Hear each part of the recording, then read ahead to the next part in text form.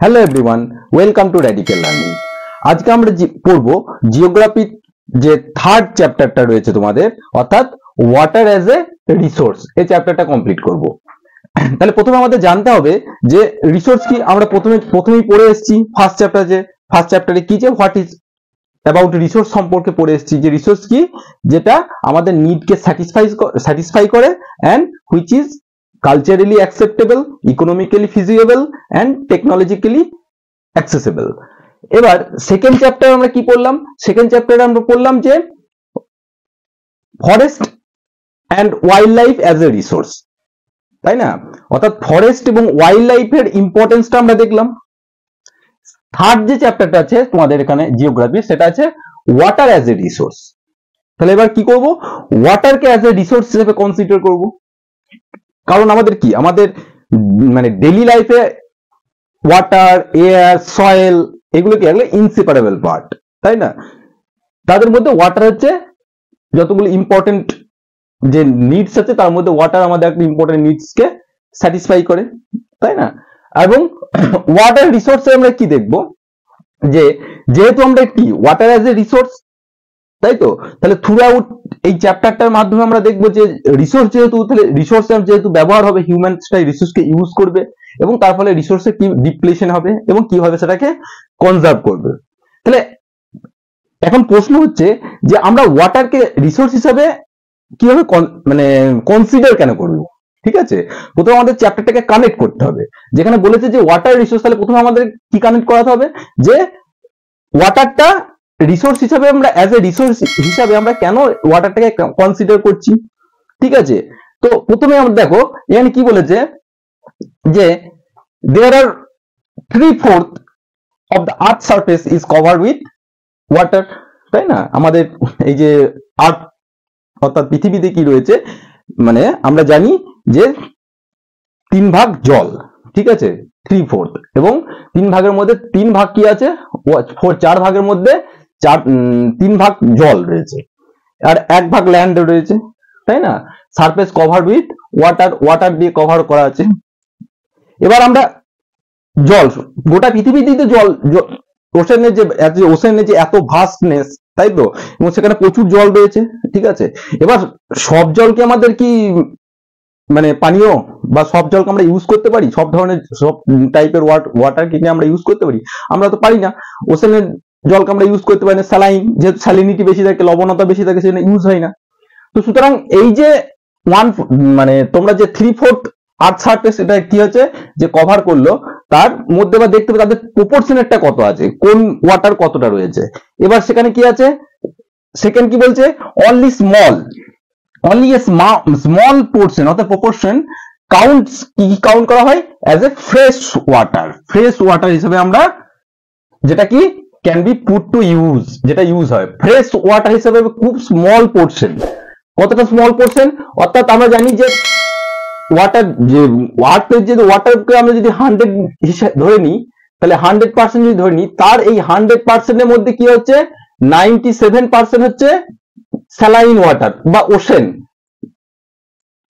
Water. তাহলে বাদ বাকি কি থাকলো, 3% হচ্ছে কি, যে এটা ফ্রেশ ওয়াটার,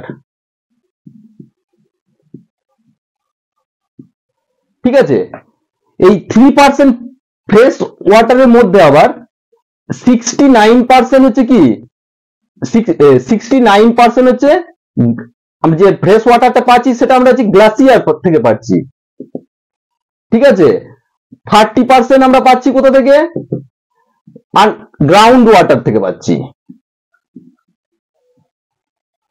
আর বাদ বাকি যে 1% রয়েছে সেটা আমরা কোথা থেকে পাচ্ছি, এই 1% আমরা পাচ্ছি ওয়াটার রিভার থেকে পাচ্ছি, রিভার, লেকস, সোয়াম্পল্যান্ড, এই সমস্ত। তাহলে বুঝতেই পারছো মানে ফ্রেশ ওয়াটারের মানে পরিমাণটা কতটাই কম। যদিও আমাদের পৃথিবীতে জলে ভর্তি, তাহলে কিন্তু একদম যে পানি অর্থাৎ ব্যবহারযোগ্য ইউজেবল ওয়াটার, ফ্রেশ ওয়াটার কিন্তু প্রপোর্শন রেশিও হচ্ছে খুবই কম, ঠিক আছে। যার মধ্যে 100%-এর মধ্যে 70% তো আমরা ওশেনিক ওয়াটার, বাদ বাকি যে 3% ওয়াটার আমরা যেটা গ্রাউন্ড ওয়াটার বা ফ্রেশ ওয়াটার থাকছে তার মধ্যে আবার 69% পাচ্ছি আমরা গ্লেসিয়ার থেকে, 30% পাচ্ছি গ্রাউন্ড ওয়াটার থেকে অর্থাৎ ভৌম জল যেটা মাটির নিচে যে জলটা রয়েছে সেখান থেকে পাচ্ছি, আর 1% পাচ্ছি রিভার লেক অর্থাৎ আমরা যে এত নদীতে এত জল দেখছি যাচ্ছে তার একমাত্র কন্ট্রিবিউশন ফ্রেশ ওয়াটার হিসাবে 1%। বোঝা গেল? এবার সেকেন্ড হচ্ছে থার্ড, যে this fresh water is mainly obtain from surface run of and ground water. ঠিক আছে, অর্থাৎ এই যে আমরা ফ্রেশ ওয়াটারটা পাচ্ছি কত পার্সেন্ট, 3% যে ফ্রেশ ওয়াটারটা আমরা পাচ্ছি সেটা কোথা থেকে পাচ্ছি, অবটেন কালেক্ট করা হচ্ছে কোথা থেকে, সারফেস রান অফ, যেটা অর্থাৎ সারফেসের মধ্যে দিয়ে কি করছে বয়ে যাচ্ছে, যেমন নদী হতে পারে, লেক হতে পারে, ঠিক আছে, তার এই সমস্ত দিকে রিভার টিভার থেকে। আর গ্রাউন্ড ওয়াটার মানে অর্থাৎ যেটা আন্ডার দ্য সারফেস, ভূমির নিচে যেটা রয়েছে যে জলটা রয়েছে সেখান থেকে পাচ্ছি, সেটা আমরা দেখলাম যে গ্রাউন্ড ওয়াটার থেকে পেলাম, রান অফ ওয়াটার থেকে, রিভার টিভার থেকে পেলাম। তাহলে বোঝা গেল। এবং থার্ড হচ্ছে it's continually being renewed and recharge through hydrological cycle. ঠিক আছে, এই যে তোমার যে ফ্রেশ ওয়াটারটা পাচ্ছি, এই যে ওয়াটার যে পোর্শনটা সেটা কন্টিনিউয়াসলি রিচার্জ হচ্ছে কিসের মাধ্যমে, থ্রু হাইড্রোলজিক্যাল সাইকেল। হাইড্রোলজিক্যাল সাইকেলের মাধ্যমে মানে কেমন, জল চক্র যেটা বলে। সাপোজ এখানে কি হচ্ছে, সানরাইজ, এখানে সানরে পড়ছে, কোথায় পড়ছে, সারফেসে পড়ছে, সারফেসে সানরাইজ ওয়াটারে জল পড়ার জন্য কি হচ্ছে, এখানে হয়তো সানরাইজ পড়ছে, সানডে পড়ার ফলে হিট হচ্ছে, হিট হওয়ার ফলে এখানে কি হচ্ছে, ইভাপোরেট, প্রথমে এখান থেকে জল কি হচ্ছে, ইভাপোরেট হচ্ছে, ইভাপোরেটের পরে কি হচ্ছে, সেটা কনডেন্স হচ্ছে, ঘনীভবন, কনডেন্সের পরে আবার সেটা কি হচ্ছে, অ্যাজ এ প্রেসিপিটেশন হচ্ছে।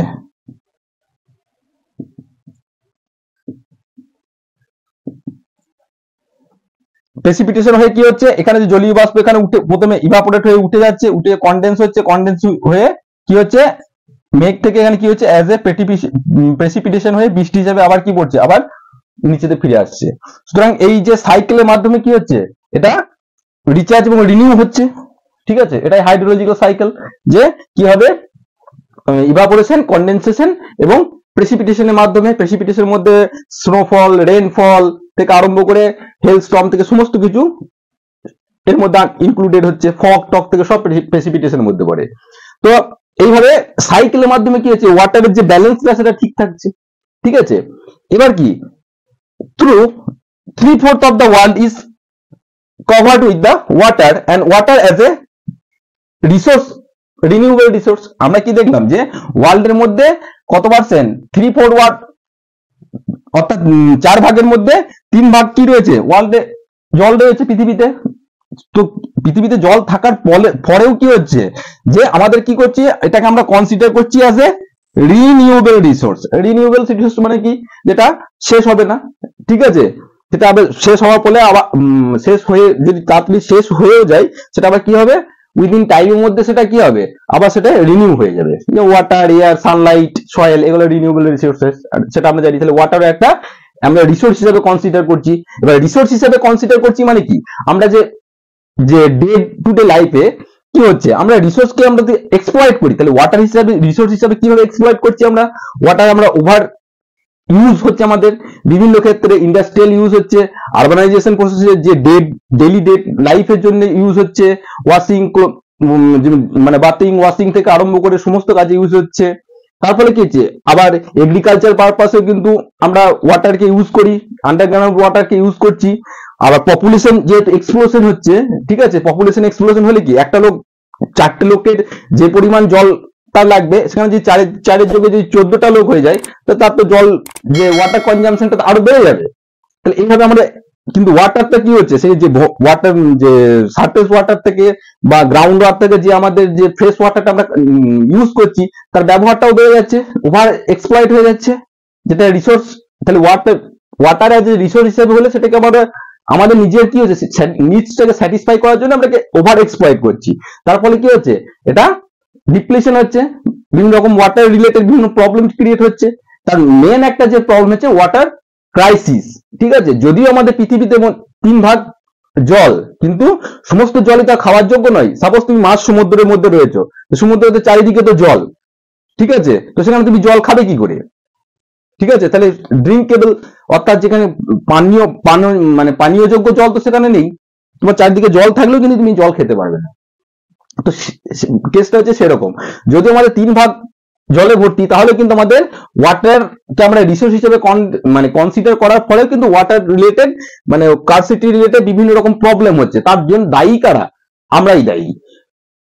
একটা প্রেডিকশন করা হয়েছে, যে বলা আছে যে কি, যে ইট ইজ প্রেডিক্টেড, কি প্রেডিক্ট করা হয়েছে, দ্যাট ইয়ার 2025 এ কি হবে, নিয়ারলি 2 বিলিয়ন পিপল, অর্থাৎ 200 কোটির মতো লোক কি হবে, পিপল উইল সাফার, কি সাফার করবে, অ্যাবসলিউট ওয়াটার স্কারসিটি। ঠিক আছে, তাহলে 2025 এর মধ্যে কি হবে, যে ওয়াটার স্কারসিটি ফেস করবে 2 billion people all over the world. তাহলে এটা একটা কি আমাদের একটা অ্যালার্মিং একটা ইন্ডিকেশন। তাহলে কি করতে হবে, আমাদেরকে ওয়াটারকে কনজার্ভ করতে হবে। ঠিক আছে, কিভাবে আমরা ওয়াটার কনজার্ভ করব, কিভাবে আমরা ওভার এক্সপ্লয়টেশন কে স্টপ করব, এবং এই ওয়াটার যে ওভার এক্সপ্লয়েট হচ্ছে তার বিভিন্ন কজ। ঠিক আছে, এই সমস্তটা নিয়ে কিন্তু তোমাদের এই 3 নম্বর চ্যাপ্টার, যে ওয়াটার রিসোর্স। ঠিক আছে, তাহলে এই যে ওয়াটার রিসোর্স, এই চ্যাপ্টারে আমরা সমগ্র এই ক্লাসে এই ভিডিওতে আমরা পড়বো কি, পড়বো 3টে তোমাদের টপিক আছে। ঠিক আছে, প্রথমে water scarcity and need for water conservation and management first. ঠিক আছে, ওয়াটার স্কারসিটির কারণ দেখবো এবং কিভাবে তাকে ম্যানেজ করা হয় দেখবো। সেকেন্ড হচ্ছে multipurpose river project and integrated with water resource management. ঠিক আছে, যে বিভিন্ন রকম যে মাল্টিপারপাস রিভার প্রজেক্ট গুলো ইন্ডিয়াতে ক্রিয়েট হয়েছে, তার সেইগুলো সম্পর্কে পড়বো, এবং তার যে মেরিটস পড়বো এবং তার ডিমেরিটসও পড়বো। তার ফলে কি আমরা সুবিধা পেয়েছি এবং তার ফলে কি কি এনভায়রনমেন্টাল প্রবলেমও হয়েছে সেটাও আমরা দেখবো। এবং থার্ড দেখবো যে রেন ওয়াটার হারভেস্টিং, অর্থাৎ যে বৃষ্টির সময় আমাদের কি হয়, রেন ওয়াটারকে হারভেস্ট করতে হবে। বৃষ্টির সময় আমি দেখবে যে তোমাদের বাড়ির ছাদ বা অন্যান্য রাস্তাঘাট থেকে জল, বৃষ্টির জল, সেটা তো ফ্রেশ ওয়াটার পড়ছে, সেটাকে আমরা কনজার্ভ করতে পারছি না। সেটা কি হচ্ছে, সেটা একদম বয়ে কোথায় চলে যাচ্ছে, আবার কোনো নদীর মাধ্যমে কোথায় পড়ে যাচ্ছে, এটা সমুদ্রে পড়ে যাচ্ছে, এটা আবার স্যালাইন ওয়াটারে পরিণত হয়ে যাচ্ছে। তাহলে সুতরাং আমরা কি করব, যে কিভাবে আমরা যদি রেন ওয়াটারকে কি করতে পারি, যে হারভেস্ট করতে পারি, ঠিকঠাক প্রপার চ্যানেলাইজ করতে পারি এবং সেটাকে গ্রাউন্ড ওয়াটার কনভার্ট করতে পারি, তাহলে কি হবে, আমাদের যে ওয়াটার স্কারসিটি যে আমরা প্রবলেমটা ফেস করছি সেটা আমাদের দূর হবে। ঠিক আছে, সুতরাং আমরা নেক্সট স্লাইডে আমরা দেখব যে water scarcity and need for water conservation and management. এই স্লাইডে আমরা পড়বো যে water scarcity and the need for the water conservation and management. Previous class আমরা কি দেখলাম, যে আমরা ওয়াটারকে অ্যাজ এ রিসোর্স হিসেবে কনসিডার করাই, আমরা জানি ওয়াটার অ্যাজ এ রিসোর্স, তাই তো, সুতরাং রিসোর্সের ডিপ্লেশন হচ্ছে। তো এবার এই স্লাইডে আমরা দেখব কিভাবে ওয়াটার এই সমগ্র ভিডিওটার মধ্যে দেখব যে ওয়াটার স্কারসিটির কারণ কি, অর্থাৎ ওয়াটার স্কারসিটি মানে কি, শর্টেজ, তাই তো, এবং the need for the water conservation and management, কেন আমাদের ওয়াটার কনজারভেশন এবং ম্যানেজমেন্টের দরকার। তো প্রথমেই কি, আগের স্লাইডে আমরা পড়েছিলাম যে আমাদের যে আর্থ সারফেসে কত রয়েছে, 97% ওয়াটার রয়েছে এবং তার মধ্যে 3% রয়েছে ফ্রেশ ওয়াটার। তাহলে বোঝাই যাচ্ছে, তাহলে এটা এখন প্রশ্ন হচ্ছে যে এত জল থাকা জল যেহেতু রয়েছে, তাহলে কেন আমরা যে ওয়াটার স্কারসিটি ফিল করছি, আমাদের ওয়াটার স্কারসিটি হচ্ছে কেন, কারণটা কি? তো it is difficult to imagine that we may suffer from water scarcity.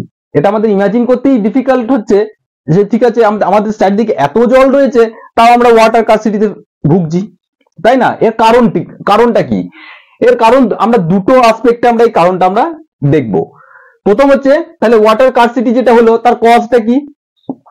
Cause হচ্ছে ফার্স্ট যে কজ, যে ওয়াটার স্কারসিটি তার ফার্স্ট যে আমরা যে কজ বলতে পারি, ফার্স্ট কজ কি, the availability of water resource varies from place and time.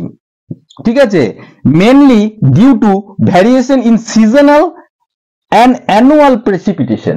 তার মানে কি, অর্থাৎ আমরা জানি যে এই যে আমাদের ধরে নাও ইন্ডিয়াতে কিন্তু রেইনফল বা সিজনাল যে প্রেসিপিটেশন এটাকে equally distributed all over the India? Is it equally distributed?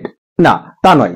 যেমন ধরে নাও যে ওয়েস্টার্ন ঘাট রিজিয়নটাতে বেশি বৃষ্টিপাত হয়, আবার চেরাপুঞ্জি, মিজোরাম, গারো, খাসি, জয়ন্তিয়া যে পাহাড়টা রয়েছে সেখানেও বেশি বৃষ্টিপাত হয়, কিন্তু রাজস্থানে বৃষ্টিপাত কম হয়, তাই না? তাহলে আমরা ওয়াটার কার্সিটি মানে যদি এই কথাটা বলি তার সাথে আমাদের ফিল হচ্ছে কি, যে অর্থাৎ যেখানে ওয়াটারের শর্টেজ আছে, অর্থাৎ যেখানে ওয়াটারের শর্টেজ আছে সেখানে তো ওয়াটারের কার্সিটি হবে। এবার এই শর্টেজটা হচ্ছে একটা ন্যাচারালি একটা প্রসেস হতে পারে, যার কারণ হচ্ছে যে সমস্ত রিজিয়ন গুলোতে বৃষ্টিপাত বেশি হচ্ছে, অর্থাৎ সিজনাল যে সমস্ত যে রেনফল গুলো হচ্ছে বা প্রেসিপিটেশন হচ্ছে, সেগুলো সিজনাল রেনফলটা ভ্যারি করছে, একটা রিজিয়নে রেগুলারলি হচ্ছে আর একটা রিজিয়নে দেখা যাচ্ছে যে হচ্ছে না, যেমন রাজস্থানে হয় না বৃষ্টিপাত সেরকম। সেই জন্য রাজস্থান কি হচ্ছে, ওয়াটার কার্সিটি কথা বললে আমাদের রাজস্থান এই সমস্ত রিজিয়নটাতে কথা মনে পড়ে, ঠিক আছে? তো এটাতে একটা ন্যাচারাল একটা কারণ তো একটা হলোই, যে ওয়াটার কার্সিটির জন্য, ঠিক আছে, যে variation in seasonal and precipitation. Second কজটা হচ্ছে কি, সেকেন্ড কজ হচ্ছে the water scarcity is the most caused by the over exploitation, ঠিক আছে?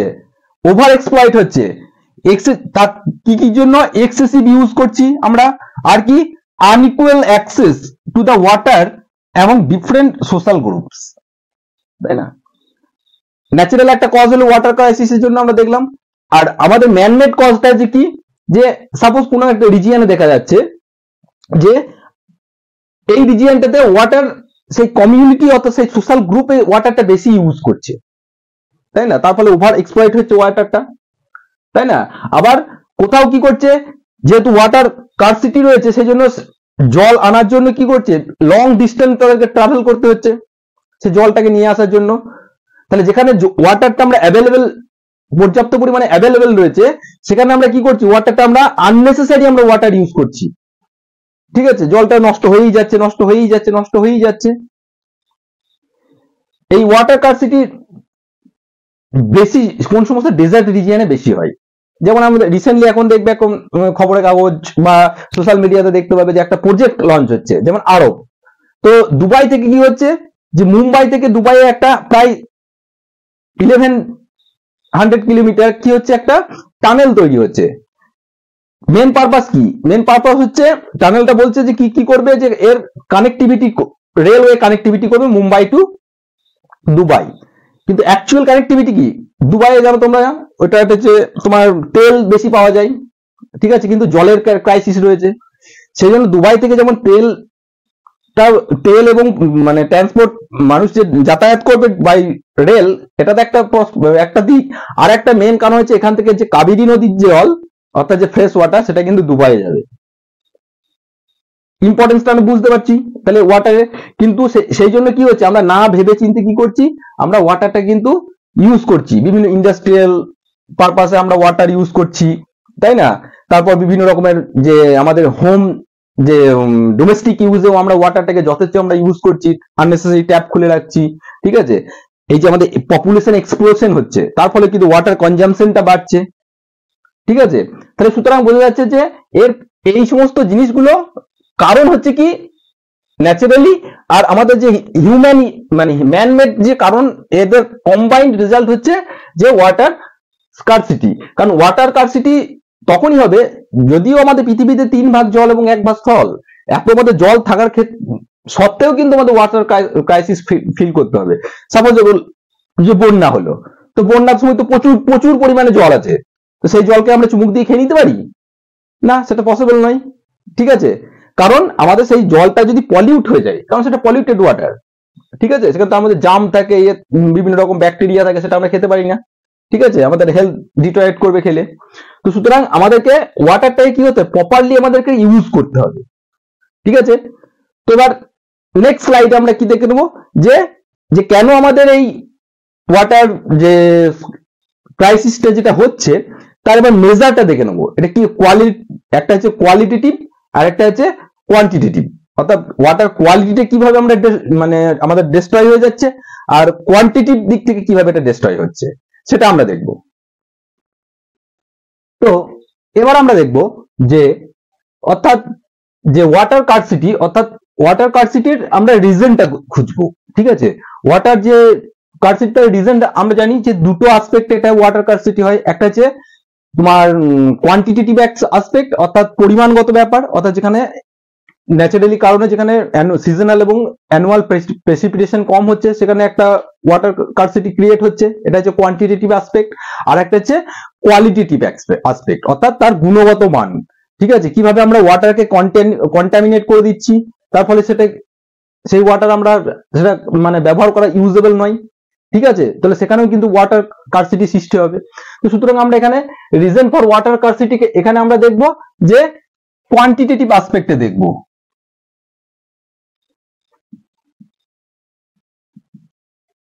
কোয়ান্টিটেটিভ অ্যাসপেক্টে আমরা এটা দেখব। তো প্রথমেই হচ্ছে যে water scarcity may be outcome of a large growing population to consequent greater demand, ঠিক আছে, for water and unequal access to ইট।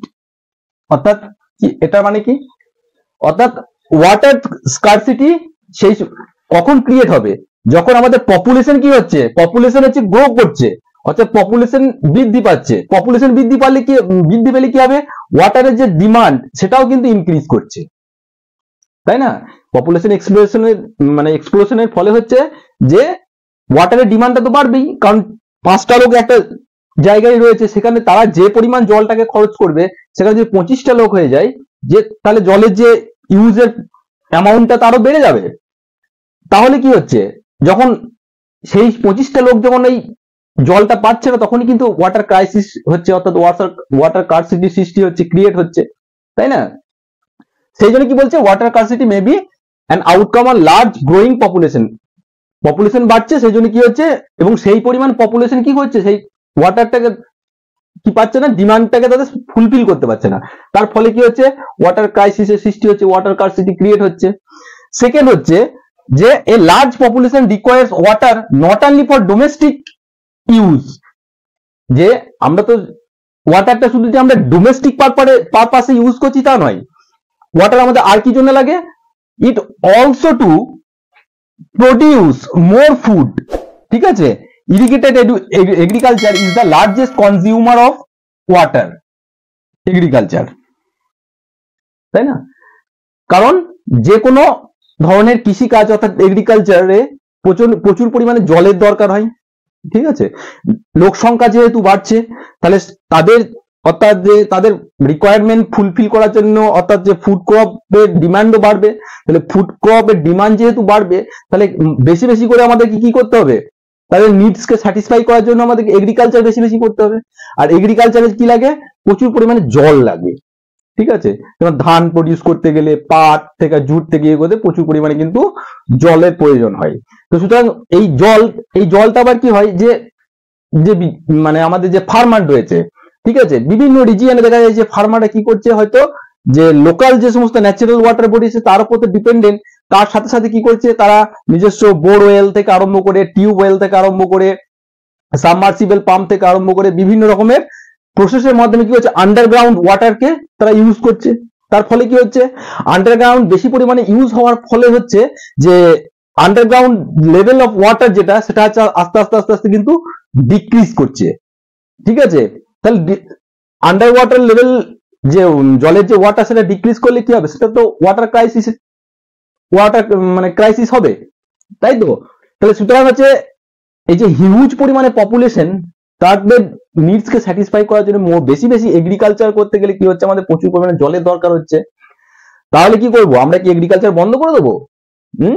না, তাহলে আমাদের কি করতে হবে, এর সলিউশনটা কি, আমাদের কিছু টেকনিক ইউজ করতে হবে, যে সমস্ত টেকনিকের মাধ্যমে কি হবে, জলটাকে আমরা কম ইউজ করে কি করতে পারি, মানে ফুড ক্রপ প্রডিউস করতে পারি। অর্থাৎ কিরকম টেকনিক, একটা হচ্ছে কি, ডেভেলপিং দা ড্রাউট রেজিস্ট্যান্ট ক্রপ, অর্থাৎ যে সমস্ত ক্রপগুলোতে অর্থাৎ কম বৃষ্টি লাগে, মানে কম জলের দরকার হয়, সেই সমস্ত ক্রপকে আমাদের বেশি বেশি করে ইন্ট্রোডিউস করতে হবে। আর একটা হচ্ছে কি, improve the dry farming technique. Dry farming টেকনিকটা কি, অর্থাৎ ড্রাই ফার্মিং হচ্ছে যে কোন একটা ন্যাচারাল একটা রিজিয়ন, ঠিক আছে, তো ন্যাচারাল সেই রিজিয়নে যে ন্যাচারাল যে রেইনফল হচ্ছে, ঠিক আছে, এবং তার উপরে যে সয়েল যে ময়েশ্চার আছে তার উপর বেসিস করে কি সেই ক্রপটা গ্রো করছে, ঠিক আছে, সেটা হচ্ছে ড্রাই ফার্মিং। এবং কোনগুলো ড্রাই ফার্মিং তাহলে আমরা বলতে পারি, মানে ড্রাই ফার্মিং রিয়েলাইজ বা depends on the natural rainfall and soil moisture to grow the crops বা গ্রো দ্য ক্রপস, ঠিক আছে। তাহলে কোনগুলো এই ড্রাই ফার্মিং এর মধ্যে আসতে পারে, ঠিক আছে, একটা হচ্ছে আমরা হুইট বলতে পারি, হুইট জল কম লাগে, মেজ জল কম লাগে, কর্ন জল কম লাগে, এইগুলোকে বেশি বেশি করে ইন্ট্রোডিউস করতে হবে। This are the also able to fulfil our needs. আর কি করতে পারি, ভেজিটেবলস, এই সমস্ত মধ্যে আমরা টমেটোর জন্য জল কম লাগে, টমেটোতে জল কম লাগে। আর কিসে জল কম লাগে, পাম্পকিনে জল কম লাগে, পাম্পকিনে জল কম লাগে। আর কিসে জল কম লাগে, মোটামুটি টমেটো, পাম্পকিন বলতে পারি। আর বিনস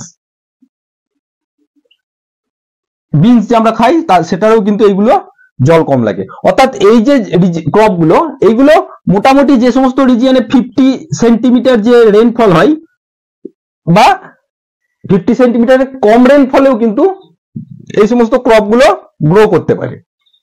বোঝা গেল? তাহলে আমাদের এই সমস্ত যদি ক্রপ গুলোকে বেশি বেশি করে ইন্ট্রোডিউস করি তাহলে কি হবে, ওয়াটার স্কারসিটিটা কিন্তু আমাদেরকে একটু ঠেকাতে পারবো।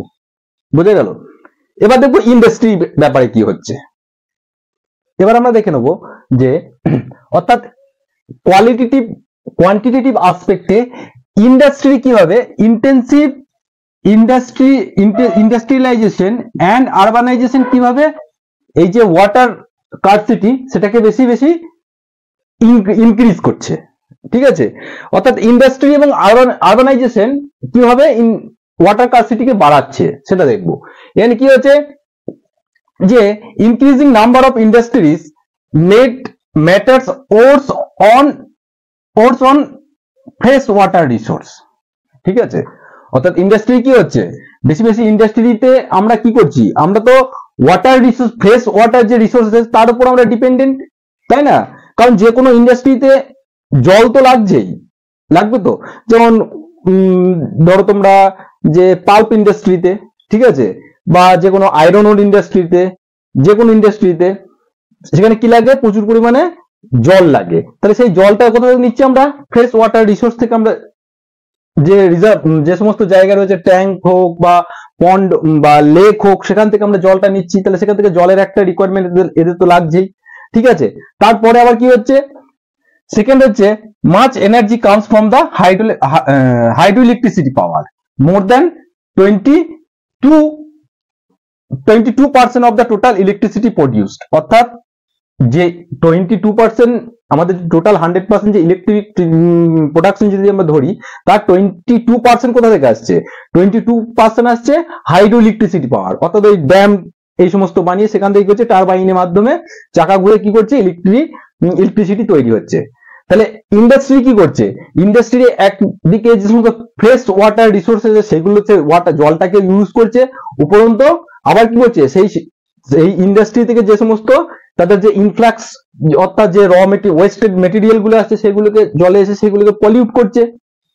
তাহলে ইন্ডাস্ট্রি বুঝতে পারলাম যে ইন্ডাস্ট্রি আমাদের কিভাবে যে ওয়াটার স্কারসিটিটাকে ক্রিয়েট করছে। এই ইন্ডাস্ট্রির ফলে এটা কোয়ান্টিটেটিভ আসপেক্টে হয়, আবার আরেকটা হচ্ছে কোয়ালিটেটিভ আসপেক্টও ওয়াটার যে সিচুয়েশন সেটাকেও কিন্তু খারাপ করে ইন্ডাস্ট্রির মাধ্যমে। তো এটা তো গেল ইন্ডাস্ট্রি, বোঝা গেল। তাহলে এবার আরবানাইজেশন মানে কি, অর্থাৎ এই যে পপুলেশন ইনক্রিজ হচ্ছে, তাই তো, পপুলেশন ইনক্রিজ হচ্ছে ফলে লোকেরা কোথায় যাচ্ছে, টাউনের দিকে শিফট করছে বেশি বেশি কাজের জন্য, ঠিক আছে। সুতরাং টাউনে গিয়ে যখন তাদের ঘর বাড়ি যখন তৈরি হচ্ছে, অর্থাৎ আরবানাইজেশন ক্রিয়েট হচ্ছে, অর্থাৎ নগরায়ন যাকে বলে, নগরের বৃদ্ধি হচ্ছে। তো নগরায়ন কিভাবে ওয়াটার স্কারসিটিকে ক্রিয়েট করছে দেখবো। এখানে আছে urbanisation centres with large and dense population aggravated the problems মানে হচ্ছে ইনক্রিজ করছে, অর্থাৎ এই প্রবলেমটাকে ইনক্রিজ করছে প্রবলেম। কি প্রবলেম ইনক্রিজ করছে, গ্রামে কি হয়, গ্রামে তো কি হয়, লোকের মানে ল্যান্ড অনেক বেশি আছে, ভাস্ট ল্যান্ড থাকে, সেজন্য গ্রামে থাকার জায়গা বেশি, ঠিক আছে। কিন্তু টাউনে কি হয়, টাউনে দেখা গেল কোনো একটা অ্যাপার্টমেন্টের মধ্যে সেখানে হয়তো দেখা গেল 100টা ফ্যামিলি রয়েছে, ঠিক আছে, ওই পার্টিকুলারলি কয়েকটা জায়গা, একটু জায়গার মধ্যে। তো সেখানে কি হচ্ছে, লোকে লোকে বেশি বেশি বেশি যখন সেই লোকের মধ্যে লোকগুলো সেখানে থাকছে, তো সেখানে সেই পার্টিকুলার রিজিয়নটার মধ্যে তারা কি করছে, তারা জলটাকে ব্যবহার করছে, তাই না। একটা উদাহরণ আছে, যেমন হাউজিং সোসাইটি, এখানে হাউজিং সোসাইটি কি করেছে, have their own ground water pumping device. প্রত্যেকটা হাউজিং সোসাইটিতে কি আছে, তাদের নিজস্ব গ্রাউন্ড ওয়াটার পাম্পিং ডিভাইস আছে, এবং টু মেট দেয়ার ওয়াটার নিডস, অর্থাৎ ডেইলি লাইফে আমাদের ওয়াটার যে ব্যবহার, সেই ব্যবহারের জন্য কি করে তারা, ওয়াটারের জন্য তারা ডিপেন্ডেন্ট, তাই তো। এবং তারা ডিপেন্ডেন্ট কার উপর, গ্রাউন্ড ওয়াটারের উপর। এবং গ্রাউন্ড ওয়াটারের মধ্যে তারা কিভাবে তারা মানে কালেক্ট করছে, গ্রাউন্ড ওয়াটার তারা ইউজ করছে পাম্পিং ডিভাইস ইউজ করে, ঠিক আছে। এবার এর প্রবলেমটা কি হবে, এই গ্রাউন্ড ওয়াটার ডিভাইস, পাম্পিং ডিভাইসের মাধ্যমে গ্রাউন্ড ওয়াটার এক্সেসিভলি ইউজ করার ফলে এর রেজাল্ট কি, অর্থাৎ এর প্রবলেমটা কি হচ্ছে, কিভাবে এটাকে ওয়াটার ক্রাইসিসটাকে ক্রিয়েট করছে সেটা দেখো। যেমন কি হচ্ছে, ফ্র্যাজাইল ওয়াটার রিসোর্স, অর্থাৎ ফ্র্যাজাইল ওয়াটার রিসোর্স কি হচ্ছে, are being over exploited and have cost, কিসের আর একটা কি কারণ ক্রিয়েট করছে, there depletion in several cities. এটা মানে কি, অর্থাৎ আমি একটা শহরের একটা হাউজিং সোসাইটিতে দেখা গেল যে 100টা ফ্যামিলি আছে, ঠিক আছে। তো 100টা ফ্যামিলিতে ওয়াটার রিকোয়ারমেন্ট কোথা থেকে ফুলফিল করবে, সেখানে সে পাম্পিং স্টেশন কি করে ইনস্টল করবে, পাম্পিং ডিভাইস সেখান থেকে তুলবে। এবার যেহেতু শহরে কি হয়, ম্যাক্সিমাম জায়গাটা কি কংক্রিটে ঢাকা থাকে, ঠিক আছে, তাহলে এট এ টাইম এমন একটা সময় আসবে যে ওয়াটার লেভেল, অর্থাৎ গ্রাউন্ড যে ওয়াটার লেভেল, আন্ডারগ্রাউন্ড যে ওয়াটার লেভেল, সেটা তো ডিক্রিজ করবে, ঠিক আছে, কারণ ওপরটাতে কি কংক্রিটের স্ল্যাব দিয়ে ভর্তি, অর্থাৎ জল তুমি উপর নিচে থেকে তুলছো, সেই জলের যোগানটা যদি ঠিকঠাক না থাকে, ঠিক আছে, কারণ তোমার তো কংক্রিটে সারফেসটা তো তোমার কংক্রিটে ভর্তি, তাহলে সেখানে জল কি করতে পারে, নিচে মানে প্রবেশ করতে পারছে না, অর্থাৎ ওয়াটার যে আন্ডারগ্রাউন্ড যে ব্যালেন্স সেটাকে ঠিক থাকছে না, ঠিক আছে। সুতরাং একদিন কি হবে, সেখানে জল তুলতে তুলতে তুলতে তুলতে সেখানে প্রবলেমের ক্রিয়েট হবে, অর্থাৎ এই যে আন্ডার ওয়াটার যে লেভেল আছে সেটা ডিক্রিজ করবে, তাহলে সেখানে জল পাবে না এই সোসাইটিরা। তাহলে এগেন তাদের মধ্যে আবার কি হবে, বিভিন্ন সেভারাল সিটিসে কি হবে, জলের জন্য আবার ক্রাইসিস ক্রিয়েট হবে, বোঝা গেল। তাহলে কিভাবে ইন্টেন্সিভ অর্থাৎ এক্সেসিভ যে ইন্ডাস্ট্রি এবং আরবানাইজেশন কিভাবে ওয়াটার যে ক্রাইসিস আছে সেটাকে কিভাবে তারা বেশি বেশি করে এক্সেলারেট করছে, সেটা বুঝতে পারলাম, ঠিক আছে। এবার আমরা দেখে নেবো যে, অর্থাৎ এটা তো গেল কোয়ান্টিটেটিভ অ্যাসপেক্ট, পরিমাণগত, অর্থাৎ জল কম। এবার জলের কোয়ালিটি হিসাবে আমরা দেখব, অর্থাৎ এই যে reason for water scarcity on the basis of বলতে পারি দেয়ার কোয়ালিটেটিভ অ্যাসপেক্ট, সেটা আমরা দেখব। এবার আমরা দেখব যে এতক্ষণ তো আমরা পড়লাম যে কোয়ান্টিটেটিভ অ্যাসপেক্টে যে ওয়াটার যে স্কারসিটি হলে তার যে কারণগুলো আমরা দেখলাম। এবার আমরা দেখব যে reason for water scarcity on the basis of qualitative aspect. Qualitative অর্থাৎ কোয়ালিটি মানে অর্থাৎ গুণগত মান দিক থেকে কি দেখবো আমরা, এর স্কারসিটি কেন হচ্ছে, কারণ কি হচ্ছে। কোয়ালিটেটিভ অ্যাসপেক্ট আমরা কখন বলবো, যখন যে situation where water is sufficient, তাই তো। অর্থাৎ কোয়ালিটেটিভ অ্যাসপেক্টের ক্ষেত্রে আমরা তখনই বলবো যে ওয়াটার ক্রাইসিস হচ্ছে যখন ওয়াটার থাকবে, সাফিসিয়েন্ট ওয়াটার থাকবে, available to meet the needs of the people, but the area is suffer from water scarcity. তার মানে কি, অর্থাৎ যে রিজিয়নে অ্যাভেলেবল ওয়াটার রয়েছে কিন্তু ইউজেবল অর্থাৎ নিজে ব্যবহারযোগ্য জলের যেখানে কমতি রয়েছে, সেই সমস্ত ইয়েকে আমরা কি বলবো, যে ওয়াটার স্কারসিটি বলবো। অর্থাৎ সেটা কার অ্যাসপেক্টই হচ্ছে, কোয়ান্টিটেটিভ অ্যাসপেক্ট তো নয়, কোয়ান্টিটেটিভ অ্যাসপেক্ট কিন্তু অনেক পরিমাণে জল রয়েছে, তাই না, কিন্তু কোয়ালিটিটিভ দিক থেকে সেখানে ব্যবহারযোগ্য জলটা নেই।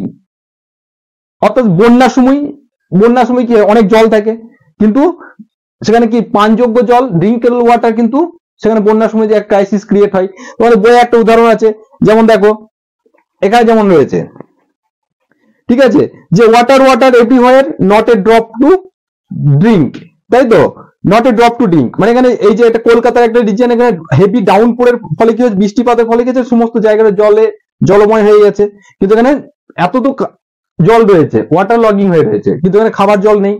সেখানে বলছে water everywhere not a drop to drink.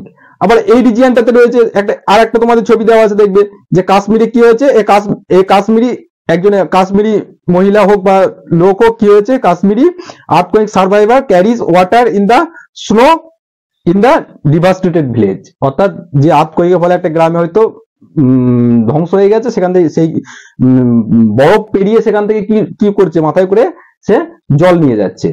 তাহলে এখানে বোঝা যাচ্ছে যে কোয়ান্টিটেটিভ আসপেক্ট এখানে ব্যাপার নয়, তাহলে কোয়ালিটেটিভ আসপেক্ট মানে হচ্ছে যখন জলের গুণগত মানটা যখন ডিক্রিজ হচ্ছে তখন সেটা ওয়াটার ক্রাইসিস সৃষ্টি হবে।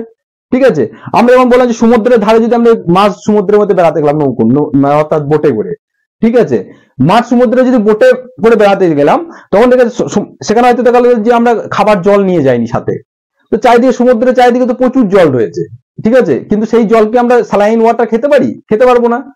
তাহলে এত জল থাকা সত্ত্বেও কি করছে আমরা, we are not able to satisfy our quench, তাই তো, আমাদের নিজের যে তৃষ্ণা সেটা মেটাতে পারছি না, তাহলে সেটা একটা ওয়াটার ক্রাইসিস। এখানে সেই জিনিসটাই, এটা কোয়ালিটেটিভ আসপেক্ট মানে হচ্ছে এটা সেই জিনিসটাই, অর্থাৎ সেখানে ওয়াটারের অ্যাভেলেবিলিটি থাকবে, কিন্তু তার পিওর ওয়াটার অর্থাৎ ড্রিঙ্ক যে ওয়াটারটা আমাদের ব্যবহার করতে হবে সেই ওয়াটার কিন্তু ক্রাইসিস থাকবে, সেটা হচ্ছে তোমার কোয়ালিটেটিভ আসপেক্ট।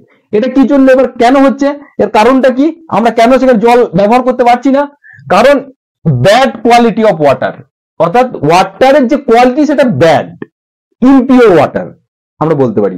এই ইমপিওর ওয়াটারে কি কি কারণের জন্য ওয়াটার ইমপিওর হতে পারে, তার মেন কারণ হচ্ছে পলিউশন হচ্ছে, পলিউটেড হচ্ছে কিসের জন্য, যে ডোমেস্টিক এন্ড ইন্ডাস্ট্রিয়াল ওয়েস্ট, অর্থাৎ ডোমেস্টিক অর্থাৎ বাড়ির মধ্যে আমরা যে সমস্ত ওয়াশিং বাথিং এর ফলে যে সমস্ত ডিটারজেন্ট মিক্সড যে জল সেটা কি করছে, ড্রেনের মাধ্যমে গিয়ে জলে পড়ছে, ঠিক আছে, সেটাকে ওয়াটারকে পলিউট করছে।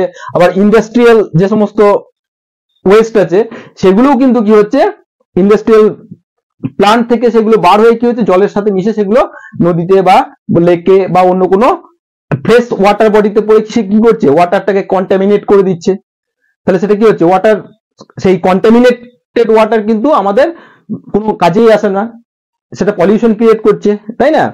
আর কি করছে, যে কেমিক্যাল পেস্টিসাইডস ইউজ কোথায় হচ্ছে, ফার্টিলাইজার্স কোথায় হচ্ছে, এগ্রিকালচারাল ফিল্ডে আমরা কি করছি, কেমিক্যাল ইউজ করছি, বীজ যাকে বলে বীজ দেওয়া বলে, যেমন সার প্রয়োগ করার ফলে, এবং সেখানে কি হচ্ছে, সেখানে যখন সেই রিজিয়ন থেকে সেই সমস্ত জিনিসগুলো যে বৃষ্টিপাতের ফলে ধুয়ে গিয়ে পেস্টিসাইড বা কেমিক্যাল গুলো সেগুলো আবার লার্জার কোনো ওয়াটার বডিতে পড়ে সেগুলোকে ওয়াটারকে আবার কন্টামিনেট করছে, যেগুলো আমাদের মানে খাবার যোগ্য নয়, জলটা ড্রিঙ্ক করা পান করার যোগ্য নয়।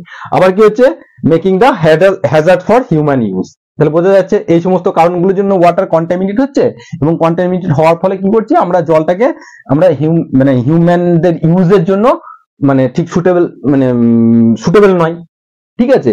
তো সুতরাং আমরা বুঝতে পারলাম যে দুটো মানে বোথ আসপেক্টেই আমরা বুঝতে পারলাম যে ওয়াটার স্কার্সিটির অর্থাৎ জলের যে সংকট তার কারণটাকে আমরা বুঝতে পারলাম, একটা বেসিস হলো অন দ্য কোয়ালিটেটিভ অ্যাসপেক্ট আর একটা হচ্ছে কোয়ান্টিটেটিভ অ্যাসপেক্ট।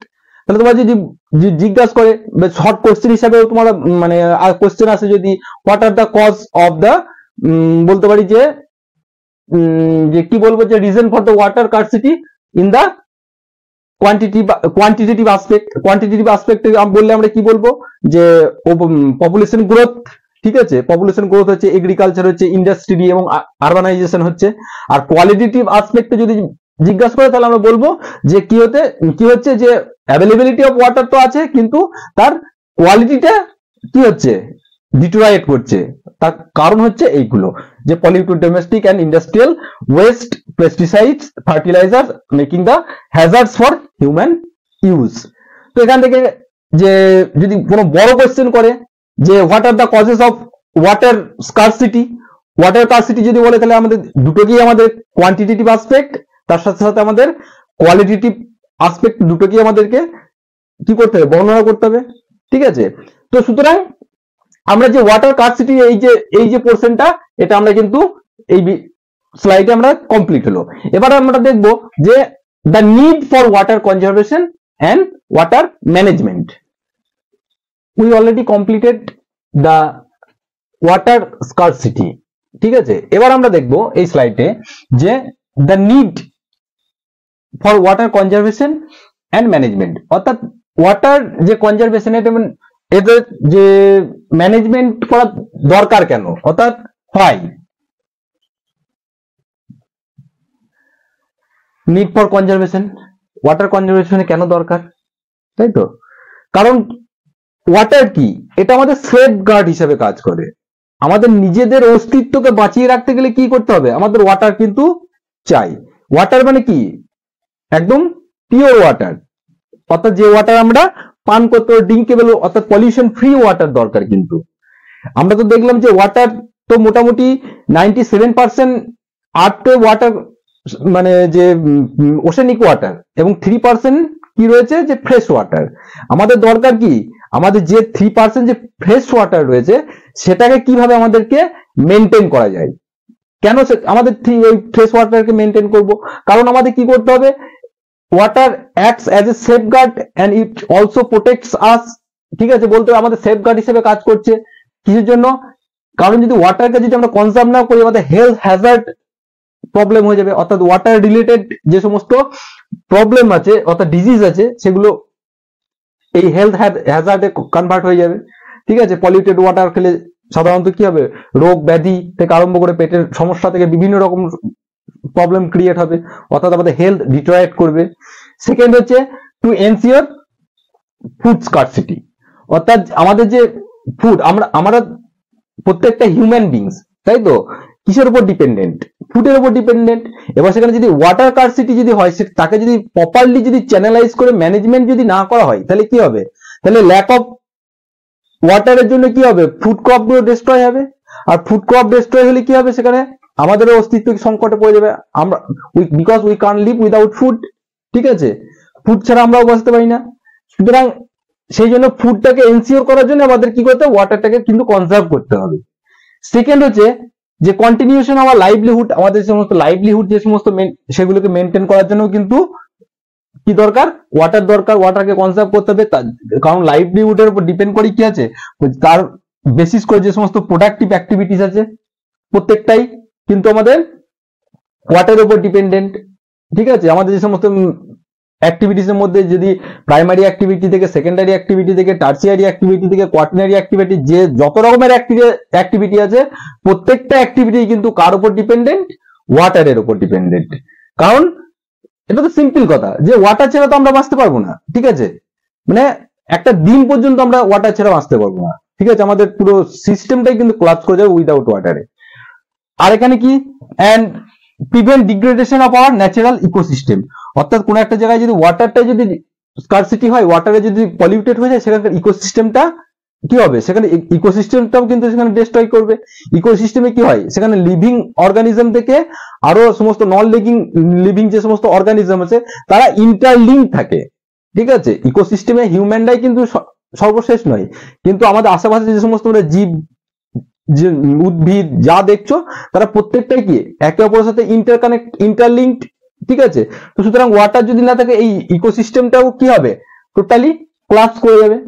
তাহলে আমরা বুঝতে পারলাম কি, যে কেন আমাদের ওয়াটার সিটির ক্রাইসিস, ওয়াটার যে ক্রাইসিসের কারণ, অর্থাৎ ওয়াটার ক্রাইসিসের স্কারসিটির কারণটা দেখলাম, এবং এখানে আমরা দেখলাম যে কেন আমাদের ওয়াটারকে ম্যানেজমেন্ট করতে হবে অথবা কনজার্ভ করতে হবে।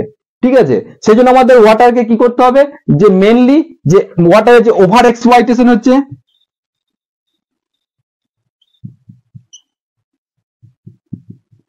ওভার এক্সপ্লয়টেশন আর এই যে মিসম্যানেজমেন্ট হচ্ছে,